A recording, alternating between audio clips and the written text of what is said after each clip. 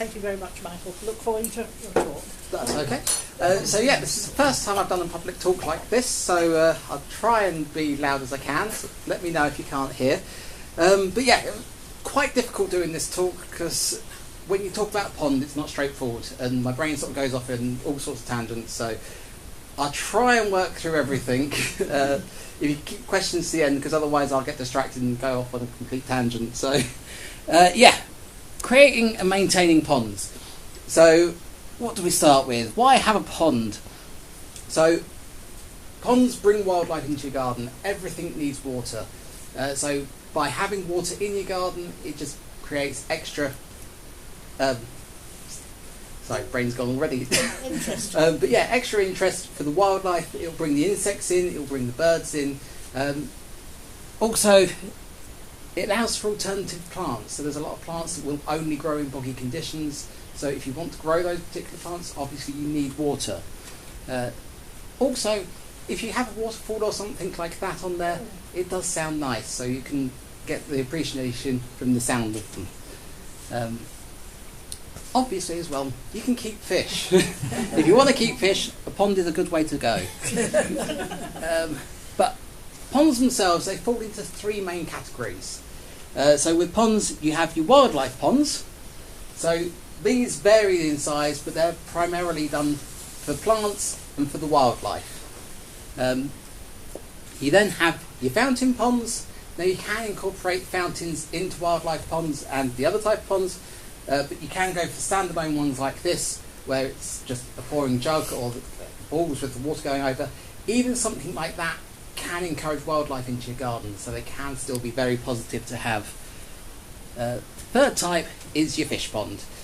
So you can have a fish pond and a wildlife pond, but if you put fish in your wildlife pond, they do have a tendency to eat wildlife. So at the water gardens, they've actually got a fantastic selection with all three in one. So it has the fountain in the wildlife section, and that then flows into the fish pond. So it's technically one pond, but it's two separate sections. So you can have the wildlife in one and the fish in the other. So yeah, when you're creating a pond, there's various ways you can create a pond. Obviously, if you're going for a wildlife pond, anything that holds water will do. If you've got an old flexi tub that the handle's ripped off, that can be a pond. You can put plants in it. It will be great for the wildlife. It will be too small for fish. So if you're looking at fish, you want to be big, but if you're just looking at a wildlife pond, then pre-formed ponds are probably the easiest way to go. So these are three different selections of pre-formed ponds. So these vary in price. So this one here is your cheap PVC pre-formed liner. That will be quite flexible, so it will work, but to be honest, you're better off paying that little bit extra if you can. This is your good range of PVC liner, so that would be quite a rigid one, so you feel it when you pick it up. Quite a heavy tub. They do have to be supported, so you want dirt packed all around them when you put them in. You don't really want them freestanding. That goes into another thing. You don't really want the pond freestanding because of the temperature. You get much more temperature fluctuations if it's above ground, whereas if it's in the ground, it has a more consistent temperature. But yeah, so that's a rigid PVC. And then you also have this one here, which is a fiberglass one. So they're the most solid of the preformed ones. Obviously, the shapes, they come in all sorts of different shapes, all sorts of different companies. So if you're looking for a preformed one, go around. They vary in size. They start usually about the 250 litres and they go up to about 1,500 litres. If you're looking at one that's a 1,500 litre, I would recommend ordering it online because they deliver it to your house. Much past 500 litres, you're not going to get in your car. End up looking like a turtle on the way home driving on your roof. The easier way to do it, if you want a big pond, is a pond liner. So personally, I prefer the pond liner because that means you can put the shape to what you want. More importantly, you can put shelves in it where you want. Because when you come to planting it, you want shelves for your plants, and the preformed ones, you're set to wherever they've made them. Whereas for the pond liner, you can put it where you want. Now, there's two types of pond liner. you've got the PVC liner. Let's just jump all of these up. So the PVC liner will have a good 20-year lifespan on it. They can be a little bit difficult to work with, so they're a little bit rigid. So it's just a heavy-duty plastic. If you lay it out in the sun before you go to install it, then it'll be a lot more pliable. If you try doing it in the winter when it's cold, you'll have no chance. But with that, you want to dig your hole out, lay the liner in, and just sort of carefully try and fold it as best you can. Now, the PVC ones, they come in about £3 per metre squared, so it is a cheap way to do it. If you're going for fish, I would recommend going for the rubber liner. If you're doing it as a wildlife pond, the PVC one will probably be okay. Now, the rubber liner, that has a 20 to 50 year lifespan. I've actually had a pond where I've had a rubber liner. I've taken the rubber liner out and I've put it in somewhere else. It stays flexible, it's really long lasting, and I would recommend the rubber. Downside to it is it's blooming expensive. So £15 per square metres. If you're doing a rubber liner, you're looking at spending £200 just on the liner. That's not including underlay or anything like that. So with ponds, we have had people at the water gardens turn up and go, I've dug a hole, now what? And then they have a bit of a shock at the price. So I would say try and plan it out a little bit beforehand. But yeah, so PVC liners are good. EDPM is probably the best type of liner, and like I say, you can make the shelves wherever you want with that. So that's the best thing to do. Right, how to install a liner. So, dig your hole, make sure you leave shelves in it, try and make sure the top of your hole is level. It's ever so difficult to do that. Normally you'll end up with the liner showing somewhere. One way you can do it is you oversize your hole, so you put rocks around to cover the liner around the edge, and then that will hide your water line. But obviously make sure that your liner comes up higher than you want your water to be, because the water will go to the lowest point, your pond will overflow, so you can't build a pond on the slope. It's got to be level around the edge. Once you've dug your hole, you're happy with your hole, you're happy with where all the shelves are, you then want to put down a protective membrane. So some people say about using carpet and underlay. I wouldn't recommend that. Some of the carpets, the backing on them is a little bit too rough, and it can actually wear out and do more damage to your liner. Some people say about using sand as well. Now I would say it depends on what your soil is like. If you've got just a nice soil or rounded stones, then the underlay on its own, the proper pond underlay, should be fine as it is. If you've got a lot of jaggedy rocks, then possibly put a layer of sand down there as well. I was hoping to bring a couple of samples, but I have no idea what I did with them. But yeah, with the pond underlay, it is really tough stuff. You'll struggle to get through it with scissors, you'll struggle to get through it with a knife. That's what you want. You want something that is going to protect your liner from anything sharp, because stones do have a habit of working their way up. Even with the pressure of the water on top, the stones will still work their way up. So you do want to put a proper underlay underneath to protect your liner. But once you've got your underlay down, you can then put your liner in. Now I'd say put a few stones around the edge just to lay it roughly in place. You don't want to fix anything down. If you sort of try and roughly fold it so that you're quite happy with it, best thing to do is put your swim shorts on, jump in the pond and start filling the pond and stand in it as it's filling. And you just work your way around and try and get the folds out. Once the water's past about 6 inches deep, it'll be too heavy for you to actually manoeuvre the liner. So you're working up 6 inches at a time. That's why I say you're best off standing in it and folding it as you go. But yeah, so fill your pond up. Once your pond is completely full and you're happy with the way it's setting, then you can go for your proper edging around the top there. If you've done it with wood or concrete, then obviously you're never going to be able to move that again. If you do it with loose rocks that are just sat as weights on it, then if over time it's sunk, you can sort of lift the rock out, put some soil back and put it back again. But obviously if you've got got your pond in the middle of paving, it's really nice to have the ones around the edge concreted in place. But just do think about that. It's that balance between safety, you don't want anyone to stand on it and it tip in, but at the same time you want to be able to maintain it in the future. But that's what your basics of a pond: hole that holds water. Problem is, if you've done that, you'll probably find your pond goes green. You can do a pond with just plants. It is incredibly difficult to get it to stay clear. Best thing to do is to put a filter on it. Now, all the filters on all the ponds work in basically the same way. Only difference between them is size. So you have a few different stages to your filter. So you have some sort of pump. That's the bit that moves the water.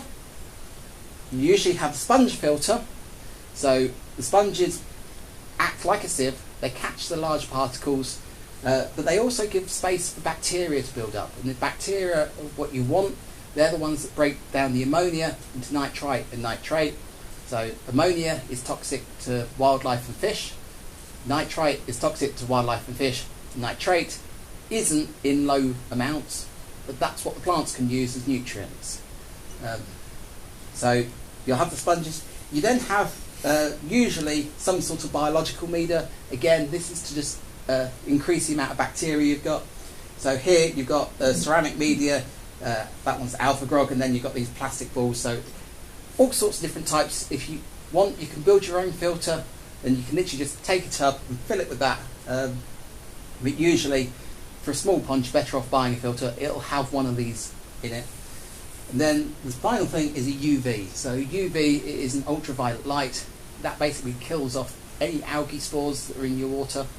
So if you've got a green pond and you put a UV on it, within about 2 weeks you'll have clear water. It'll kill off all the algae spores as they go through. But yeah, that's essentially the basics of how a filter works, what you'd expect to find in it. And there's 3 main types of filter. So if you've got a small pond, and I'm talking about one of the pre-formed ponds here, I would say you're best off with an all-in-one filter. So that's what the filter looks like. That unit just sits at the bottom of your pond. The pump is built into it. So this one here, you can see on the picture, there's your pump, and it puts the water into this chamber here, which has a UV in it. It'll then come out the top there, and that is a fountain on it. Underneath the lid, there is a sponge. You have your biological media there. So it's all in one nice, neat package. Only downside to this is you've got to pull it out of the pond every time you want to clean it. But if you've got a small pond, that is what I would say you really want. That is probably the best for it. If you're going for a medium-sized pond, so for that, I'd be saying about 2,000 litres to up to like 8,000 litres. And for context, that's probably about 2 metres square. That's as good as Yeah, I know. It took me ages to work it all out as to, but yeah. So that you're looking at 2 metres square. That's the sort of this table's about a metre square. Yeah. So that's the sort of size you'd be having fish in it as well. So that you'd be going with a canister filter. So these are pressurised. So you have a pump that sits in your pond. Hose will come out and go into this filter. Now these are the easiest ones to maintain because they sit outside your pond. And because they're pressurised, it doesn't matter where you put them. The water goes into this and then goes off to go back into your pond. So if you've got a waterfall, you can put it anywhere along the waterfall. You don't have to put it at the very top. You can put it where it's accessible to get to this. But with this, inside it, you have a UV that goes down the centre. This one has a layer of sponges, and with some of them, they'll have a layer of the media at the bottom there. And this one has 3 outlets. So water goes in on that one and out on that one to go back into your pond. When it comes to cleaning it, you turn that dial there, it'll come out of this one, and you can pour that on your plants.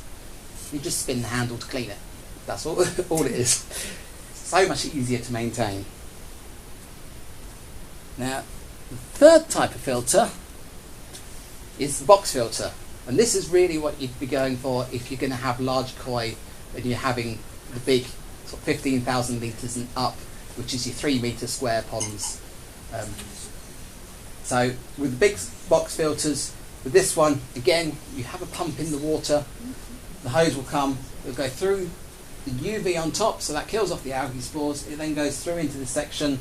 We have various layers of sponge, and then biological media at the end here. Before it comes out the hole, it goes back into your pond. Now, with these, they're gravity fed, so they have to be at the highest point. So if you've got a waterfall, that's got to sit at the top of your waterfall. Now, like I say, with the filters, they just get bigger as your pond gets bigger. But the water gardens, they've got one, and the filter itself is probably about as wide as this screen, and it is just chamber after chamber of different medias. Downside to cleaning these is you have to do it manually. So those sponges you literally have to take out, squeeze them in a bucket, and put them back. And when I say about cleaning them, you don't want to over clean your filter. That's one of the worst things you can do. Some people go, oh yeah, take the sponges out, hose them all down, get them absolutely spotless. And you've just killed off all the good bacteria that was on there. So with the sponges, you want to clean them enough so you've got water flowing through them, but not so much that you've killed off all the bacteria.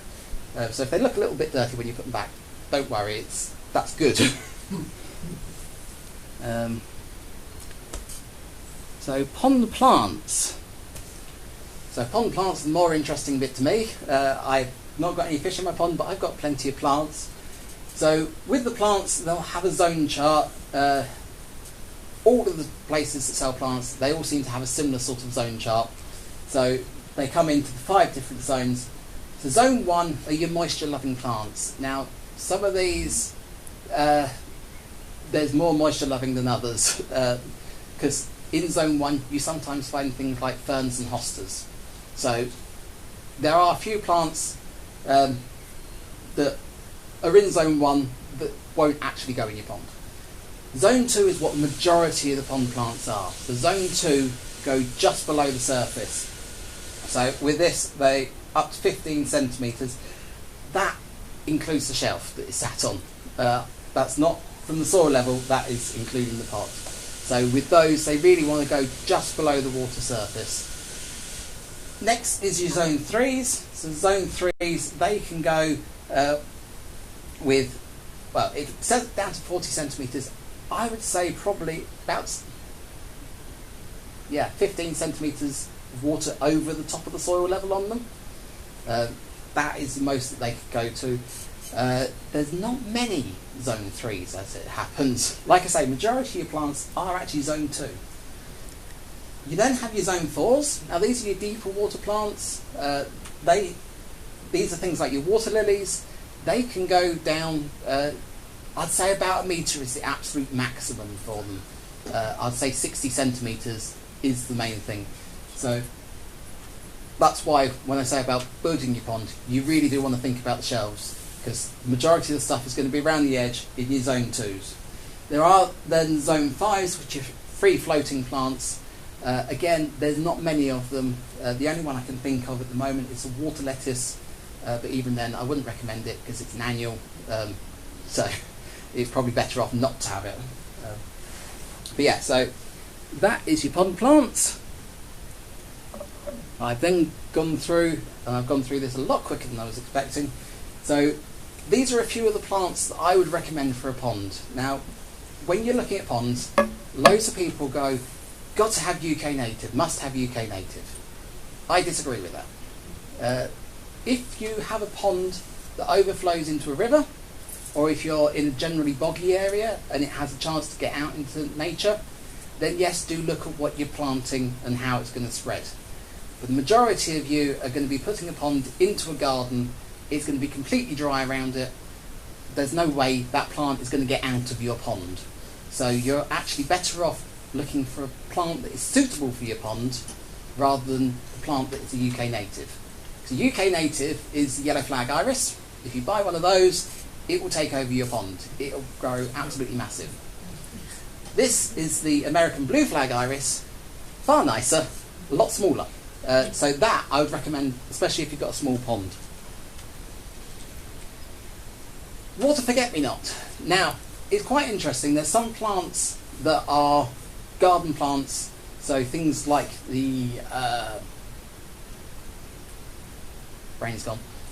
Lobelia, red lobelia, scarlet lobelia. There we go, got there eventually. That is exactly the same plant as you'd buy to put in your garden. Water forget-me-not, however, is specific to ponds. So that isn't the same forget-me-not that you'd get for the rest of your garden. That is a completely different type and will only go in your pond. But that, again, is a lovely small plant, just creeps over the surface, has forget-me-not flowers on it. So that is a lovely one to have in your pond. Lesser spearwort. So your buttercups. So there are different types of buttercups. There's a greater spearwort, the lesser spearwort. Again, I would say the lesser spearwort is probably the better one because it's a smaller variety. It won't take over your pond so much. I believe that one is actually UK native. Purple loosestrife. Now, purple loosestrife is a zone. It comes under zone 2. I'd say it's more of a zone 1. It doesn't like to be too wet. But that is really quite a statement. It can grow right up as tall as I am. Wonderful purple flowers, great for pollinators as well. And just it gives a fantastic structure in the garden. There we go, that's the lobelia that I was saying about. So like I say, that again, it is a garden plant, but it does like a lot of moisture. And the fantastic thing about this is it has red leaves to it as well. So that gives a lot of interest, even when it's not in flower. With a lot of pond plants, you want to have a mixture of pond plants, especially if you're having a wildlife pond. You want to have a mixture of shapes of leaf and stuff like that. Because things like dragonflies, they want the water lilies to land on to lay the eggs. But when they emerge, they want tall, reedy stuff to climb out. And again, with all the other insects, it's more variety of plants you've got in your pond is better than just sheer volume. This one is the variegated sweet flag. So the plant itself, as you can see, that's the flower on it. It's not desperately interesting, but the leaves are variegated. So it's not evergreen. The majority of the plants in the pond aren't evergreen. They're perennials, so they do die down for the winter, but they'll come back up again in the spring. So this one, it's iris type leaves. You have the fantastic structure of the leaf, but you also have the interest of the white stripe, and it really brightens it up as well. Now this is one of the few evergreen plants that you can get. So this is the golden grass. I've forgotten the name of it. It's written in front of me. Yeah, we'll go with golden grass. But yeah, that's only small. That it's hard to show scale with these pictures. This one, it's only about 30 centimetres tall. It spreads, it forms a clump, and it's evergreen. So that's great for the wildlife because it gives them somewhere to hide in the winter, gives all year round interest, and again, with the variegation, it brightens it up. That's quite a nice one. This one is one of my personal favourites, which is a golden button. It's a zone 2 plant. It's only low growing, but you basically have the little bumps from the daisy. It doesn't have any petals around the outside. It's the most unusual flower. But yeah, that again, it's perennial, low growing, creates a mat over the surface, so it gives places for wildlife to hide underneath. But yeah, that's a nice one. And that one, arrowhead. Again, like I was saying, having a mixture of leaves is really good. But this one has the arrow-shaped leaf, so it's really interesting leaf. Gets up to about 50 centimetres tall. It's not, again, these are all good for small ponds. It's not a necessarily massive plant. It does flower. The flowers, again, aren't anything fantastic.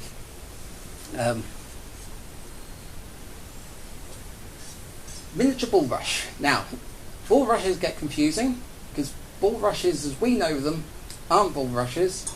Bulrushes are reed mace.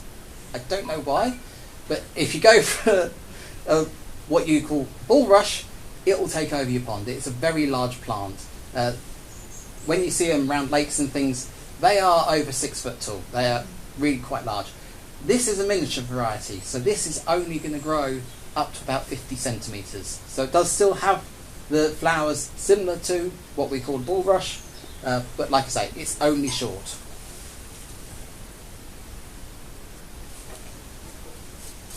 Mare's tail. So we're on to oxygenator here.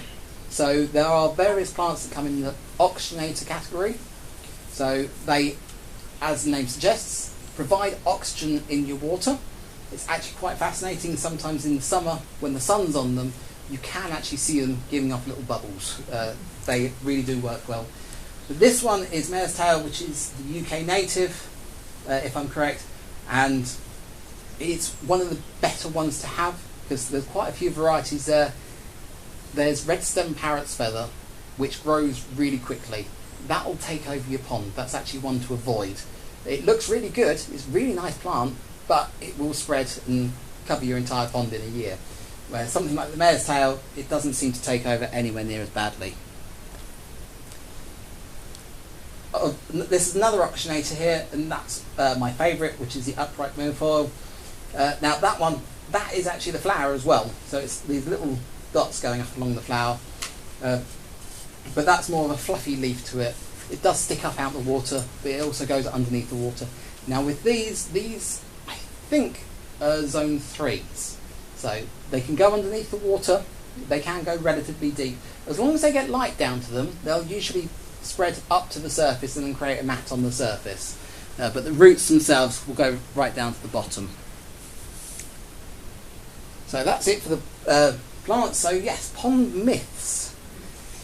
So yes, a fish will only grow to the size of its pond. Now that is one that really irritates me. It's not entirely true. While it is true that you only get small fish in small ponds, and big fish in big ponds, that's because the fish die young. If you have a small, like, whiskey barrel type thing, you put a goldfish in there, you're going to get them to live 2 to 3 years. If you have a 2 metre square pond, they might live for 15 years. If you have a 3 metre plus pond, then they're going to live for 30 to 40 years. So it is a case of the fish grow to a certain size and then they just die. It's not a case of they don't grow anymore, they just die young. So I would always say if you are looking to keep fish, you always want to go for at least a 2 metre square pond. You really want to go as big as you can for fish, give them space to move. Next one, you need soil at the bottom of your pond. Now, you will get a certain amount of sediment build up in your pond, and the sediment is good for your pond. Like I said, with the filter, you've got the bacteria in there, bacteria is breaking down the ammonia. In that soil, you have that good bacteria, it will be breaking down the ammonia. Problem is, if you're building a pond, people go, you've got to have soil in the bottom of your pond, and they'll chuck a bag of compost in. Yeah, although it's proper pond compost that they'll be putting in, it's not good for the pond. It'll put too much nutrients in one go, and you'll end up with your pond going green. So if you want to have that layer of silt down the bottom, that's fine. Leave it to accumulate naturally. But I would say if it's getting over 2 inches thick, it really is getting a bit too thick. You then end up with the dangers of gases building up inside it, and then that can suddenly sort of burst and cause more problems to your pond. So I'd say once a year, just go through with a net, a very fine net, and just take out as much as you can. Again, if you've got your filter running, then the filters will be taking out a certain amount of sediment. But yeah, so soil, it's good to have a little bit down there, but don't put it in, just let it naturally build up. A pond that looks after itself. Now again, this is one that lots of people say, a pond looks after itself. That's semi-true. It's a bit like if you build a rockery in your garden. A rockery will, to a certain extent, look after itself. It's a particular type of environment that only certain plants will grow in. That doesn't mean you can ignore it. You've got to keep weeding it, you've got to keep an eye on it. It's the same with a pond. A pond doesn't require the same sort of maintenance that the rest of your garden does, but I would say at least once a month you want to give a check on it, take out some of the plants that you don't want on there, and at least once a year you want to be taking the plants out. They're in pots at the end of the day, so you want to be taking them out, splitting them, making sure that they're doing okay, possibly repotting them if they need a larger pot. But yeah, ponds themselves, they don't need a lot of maintenance, but you can't just go, I built a pond, there we go, great, leave it to it. A green pond is unhealthy. That's another thing. A lot of people will see a pond and they'll look at it and go, oh, that's absolutely awful, it's going to kill all the wildlife. I've known ponds that have been like pea soup green, and the fish have been living in there without too much of a problem. I'm not going to say it's good to have a green pond, but it doesn't necessarily mean it's bad to have a green pond. A lot of people will see that and then suddenly overreact to it and go, oh, I've got to deal with it, I've got to sort it out. And they actually cause more stress to the wildlife that's in there by trying to deal with it than they do by leaving it and letting it sort itself out. So with a green pond, it's usually green because there's too much nutrients in there. So if you put a UV filter on there, that will kill off the algae spores and stop it from reoccurring. You then want to go through with a fine net and scoop out as much muck as you can. So any leaves that have fallen in over winter, take them out, try and reduce the amount of sediment at the bottom, and just try and get its natural balance back. You can get treatments to treat green water, but a lot of the treatments do reduce the oxygen levels in the water, so that can cause a problem. I would always say, if your water goes green, start with your UV, make sure your UV is working, and make sure there's as little sediment in there as possible, reduce the amount of nutrients. And that is probably the best way to keep your pond going. Now, if I'm right, that's the last slide. Yes, any questions? Yes. Because I'm very aware that I went through this a lot quicker than I was thinking. Right, I've got this pond that's fed by rainwater. Yeah. Through a downpipe that goes under a path. Yeah. And it hasn't rained, has it, lately? Yeah. So the level's dropped. Yeah. Now, can I top it up with tap water from my garden hose? Or has that got chlorine in it? Well, it has got chlorine in it. It has got a certain amount of chlorine in it. You can top it up. If you're only going for a couple of inches, then it shouldn't be too much of a problem. If you are concerned about the amount of chlorine that's in there, you can get a dechlorinator. And that, another one of your machines? no, I'm going to say it's a chemical that you pour in. Oh, right. What I would recommend is you have a large tub, fill that with your tap water, put the dechlorinator in, and then pour it in. Right. Alternatively, you could just fill the tub and leave it for 24 hours, and the chlorine will have naturally gone off there. Well, does chlorine sink to the bottom? Somebody told me. Chlorine's a gas, so it's dissolved in the water. So, to my knowledge, it evaporates off. It goes up to the top, yeah. Yeah. I was going to say, don't quote me on that, I might be wrong, but yeah. Yeah. Anyone else? Yeah. If you have a filter Yeah. and you have any wildlife in the pond, like frog spawn or anything, doesn't it get dragged through the filter and mangled up? No, it shouldn't do. With frog spawn, usually the frogs will lay in an area that the water's quite still, so it will be quite safe. Once the frog spawn's swimming, then they'll naturally swim away from the movement. With the filters themselves, it all depends on the size of your pond as to how powerful it is. If you've only got a small pond, you're only going to have a small pump on there, so there's not going to be a massive flow to it, so it's not going to drag too much stuff through. I was going to say, we've had filters that work with frog spawn in the ponds. It's been absolutely fine. And newts and that sort of thing? Yeah. So newts, I believe, give birth to live babies, but yeah, they, again... I thought it was spawn. I don't know. Different shape and size. Yeah, I was going to say, I know I was fishing in a pond and I found these little nymphs that looked... I forgot what they're called again. They're swimming on Yeah, I want to say geckos, but it's not geckos. No, nucleus. Axolotls, that's the one. It looked like really small axolotls that were swimming in the water, and that was a baby new. But I thought they gave birth to live. But I'm not sure about that. But yeah, I was going to say, I've known people have ponds with frog spawn in it, and filters, no problem at all. I was going to say, we've had fish spawn in the pond, and again, we've got a filter on there, no problem at all. Yeah. Thank you. I've got a butler sink which I could use, but Yeah. of course it would be above ground. Yeah. It'll get the sun for half the day, sort of afternoon. Yeah. Would you recommend that? It depends on what you want it for. If you want it for the plants and the wildlife, then I Yeah. would say yes, that's absolutely fine. Right, okay. Obviously, because it's above ground, you do have the potential for it freezing in the winter, which might break it. Right. Obviously, that's a lot of people do that, and usually they get away with it. Yeah. It depends on how much you like it, whether you want to try it or not. Yeah. But yeah, I would say give it a go. Yes. Well, it's sort of sitting there, and I thought, well, perhaps I could convert it into a pond. Yeah, I was going to say, in my garden, I've actually got, I think it's an old safe that I've tipped up on its side. It filled up with water, and that's it. It's nice. perfect for wildlife. I've also got a couple of flexi tubs, and for a long time, I did have a plant in a casserole dish. But yeah, pond plants, they just need the water. They're not so worried about where they are. They don't actually have to be in a pond, as long as they've got access to the moisture. And then I can have different levels, like I say, putting a brick in the bottom, which Yeah. to put the pot on, yes. Yeah, I was going to say, I've done the display at the water gardens, and I actually did that. I built little archways out of bricks, because then that gives hidey holes for the wildlife or fish, if you've got fish in there.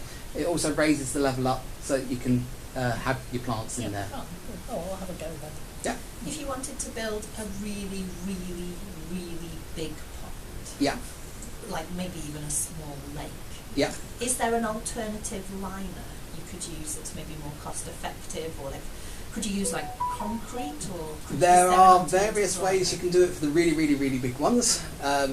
You can go for natural clay, but that is quite expensive. You can go for the rubber liners. There is one that is clay impregnated fabric that you can put out. I'm not sure about the costs of anything like that. Okay. It depends on how big you're looking. But yeah, I would say if you're looking at really, really big, you might be better off getting a proper company in to do it for you. When does the pond become a lake? That one, I believe it's to do with depth, actually. Yeah, because there's some you get. I think it's called thermocline, different layers of temperature, and it's if you've got a difference of, I think it's 5 degrees between the top and the bottom. I might be wrong on that, but it's one of those things. There's lots of arguments about it, but yeah. Can you put a boat on it? That would be Yeah. Yeah. Exercise boat. Yeah. How is it with water skiing? Yeah. Yeah. Do you need a liner in a big? You don't have a liner in a lake, do you? You know, a normal lake. It depends. Lots of places where they've built lakes is because the ground was already boggy. So literally they've dug down, or it's got a naturally high clay layer. So with that, if you've got clay in the soil already, it's a lot easier to just use what you've got. It's a heck of a risk. What you're digging, Yeah. made a big hole, it's leaking. Yeah, I was going to say I have heard of that. We know about next door, don't we? Yeah, no, I have heard of it where there was somebody, they were digging a lake and they had this fantastic layer of clay and it was starting to fill up, and they went, we'll just go that little bit deeper, and they dug it that little bit deeper and they dug through the layer of clay and then they held water after that. Oh. So it is, that's why I'd say if you're going for really big, get a company in to do it. Yeah. Do you need permission to have a big, not a pond, really a lake? I have no idea. Yeah. I don't think so, but yeah. I know if it interrupts the natural flow of a river, you've got to ask about it. Yeah. Yeah.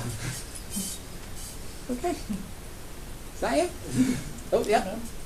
Very generic question, so it might be quite difficult to answer. That's okay. But because I know you're going to say it depends on the size of the ponds and stuff, but any guidance on how frequently or infrequently you should actually go in and give it a good clean and kind of sort out? Is that an annual thing? I or would is say that you only want to do it once a year. I personally would recommend doing it near the end of the year, because you want to make sure that you get all the leaves that have fallen in over winter out, and a lot of your plants where they're perennials, they'll die down for the winter. So again, you'll want to cut those down. So late autumn, early winter is probably the best time. Obviously, you are going to have wildlife that hibernates over winter. So with that, it's more of a case you want to do it.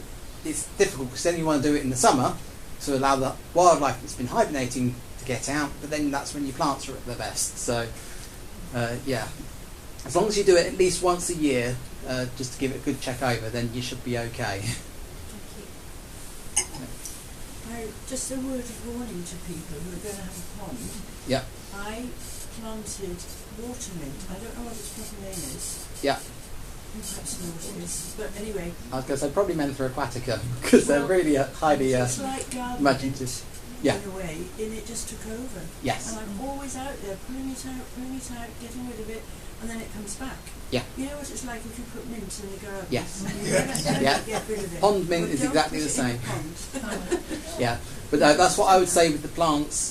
That's why when people go for the British natives do really well in the UK. So they do have a tendency to take over, and once they're in your pond, getting them out is incredibly difficult. If you do have something like that, I would say persistence is the best thing. Just keep going. You will eventually get it. What do you reckon are the best submerged oxygenating plants for a pond? The ones that aren't too vigorous? So the ones that I said about, which was mare's tail and the upright milfoil, I would say were probably the best ones. There's cottonbud grass as well, which is another nice one, and that is just like a fine grass. What I would say is you're probably better off going out buying plants, seeing what they've got, and going 2 or 3 times in the year. If you go right at the beginning of the year and just buy everything for your pond in one go, then your pond's going to do everything in one go. If you go a couple of times in the year, then you, like the rest of your garden, you're then going to have a bit more of a variation in plants and variation in display as well. Yeah. Chris.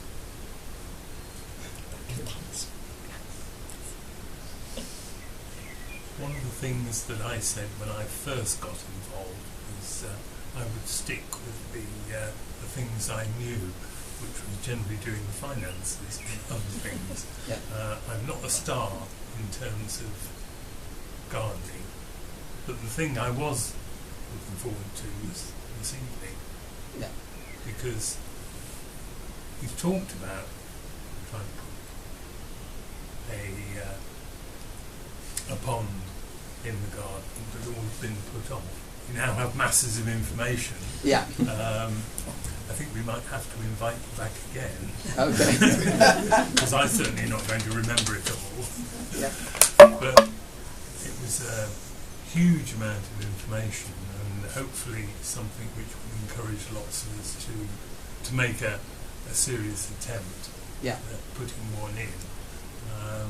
I certainly found it, stimulating Yeah. and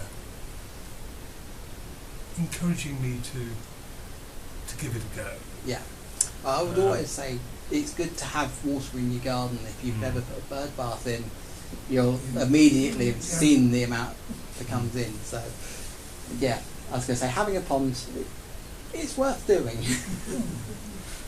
And also, one of the things which I think is particularly important for us here tonight is that Michael has done it to the group. Yeah. And it's the toughest thing to make a presentation to your peers. You're never quite sure how they're going to react. Yeah. So you have to have a lot of courage to do that. And I think we all need to say thank you very much for taking on the challenge, and hopefully others will try.